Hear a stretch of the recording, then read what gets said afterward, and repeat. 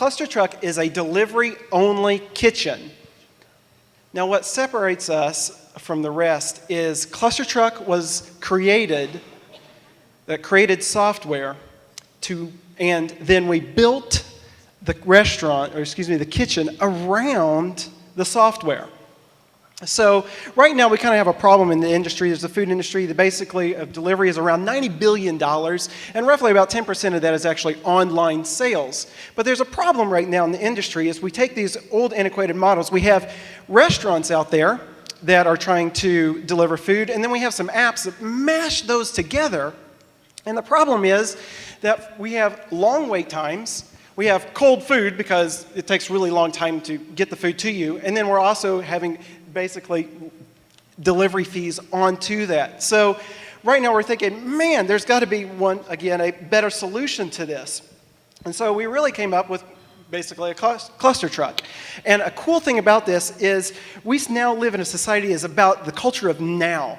I mean, we have basically who's ordering from Amazon right now. We are downloading things from Netflix where we want to watch the whole entire series right now. And so we're thinking, man, we need to get food to you right now because how many of us have actually been hangry, right? So we're kind of like, okay, what are we going to do? So we're going to build software in which we can deliver a sandwich that's never older than 6 minutes long. Stop engineering food to last longer. Who likes old pizza that's been engineered for something like that? Or maybe the last Chinese food that you had. So once again, what is ClusterTruck? We are a delivery-only kitchen that's delivered around engineered around delivery. And we have restaurant quality food, which we have over 100 menu items, which leads into what is ClusterTruck. And I'm going to get there in a minute because we really want to talk about software tonight. So the technology that is built and how we really work seamlessly together in order to get food to you that fast, we actually built kitchen software, then we built the driver software, and then we built the consumer software, which was awesome because we're no longer mashing these two antiquated systems together, but we're all working seamlessly together as one. And the cool part about this, and this is really where the secret is for us, so please don't share it too much, is that we actually developed the software where we know where the driver is, we know where you are, and we know where the kitchen's at. So why do we want to drop all the food that you just ordered all at once? We wait until that driver is basically right here, 7 minutes out for making the pizza. They're 5 minutes out. Now we're making the sandwich. Now they're 3 minutes out. They're making the hamburger. And then 1 minute they're dropping the fries. And boom, that driver is right at that location. And they're driving the food right to you. So now it's hot and fresh. We have customers right now. Their complaint sometimes is the food is too hot in order to eat it when they get it.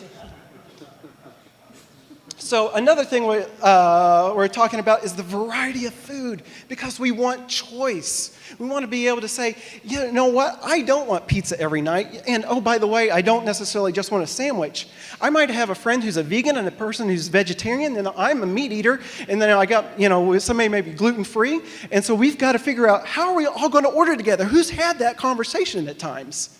And now we got to, basically choose what we're going to do. With ClusterTruck, we don't because it's a cluster of trucks that are all virtual. So I want to show you a little bit. Actually, here's the restaurant, kind of the black box per se. This is our Indianapolis location. You can kind of see the cars lining up here. They're getting ready to. This is right after lunch rush. You can see our couriers right there, and then this is our expo line, where we're actually having people, bag up the food and they're ready to get it out the door. And then we've got the staff right here working really hard. You can notice those monitors back there. That's where they're telling them when to drop and cook the food. And it's also helping them. It's a super quiet kitchen. It's one of the quietest kitchens around town. So anyways, that really is ClusterTruck. And so we're actually going to be expanding here to Kansas City at the end of August, early September. And one thing I would love to do is be able to give you guys all free food. So there's a link on the tables, and so all you have to do is go there, fill out some information, and if you're in our zone, you guys are going to get some food.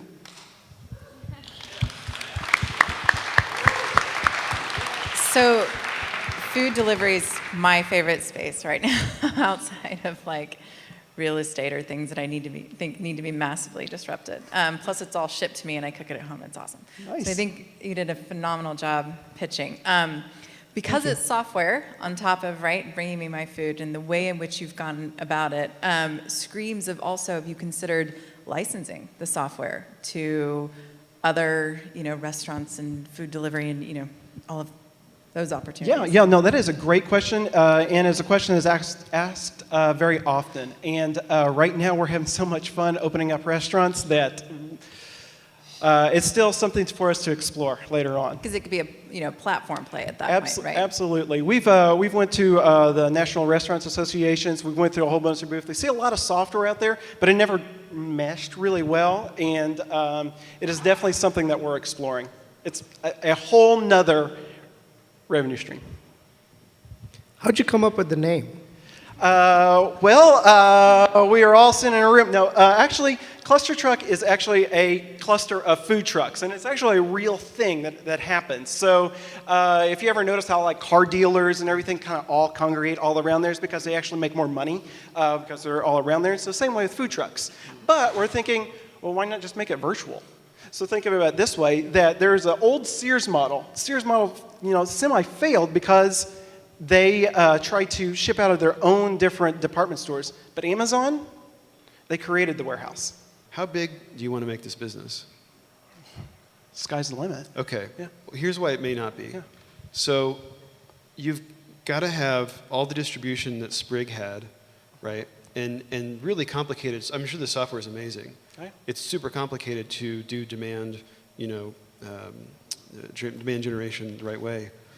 But if you're adding on a brick and mortar food, I was going to say manufacturing. If you're going to make a restaurant, then that's a level of complexity that just amplifies you going into a new market by like orders of magnitude, right? In San Francisco, to get a ClusterTruck kitchen open would take you 2 years in permits. Yeah, probably. So I think that I'm just saying this is really cool, but maybe the restaurant's going to be a limiting factor to your growth is all. Yeah. And I don't know if there's a thought around if you could do it without the restaurant. That is a great question, and it's an awesome observation, especially, since you're talking to Postmates and knowing with Sprig. And one of those things that when we looked is that how the delivery system right now works is that they don't necessarily time up the driver for actually the restaurant. And what we're trying to do is really eliminate that process. But you bring up a really good point on saying, hey, Travis, that's a lot of investment, up front for, creating a restaurant. And so we really believe in this model. We've got some really smart people who've opened up restaurants before. And so we've got a really good model.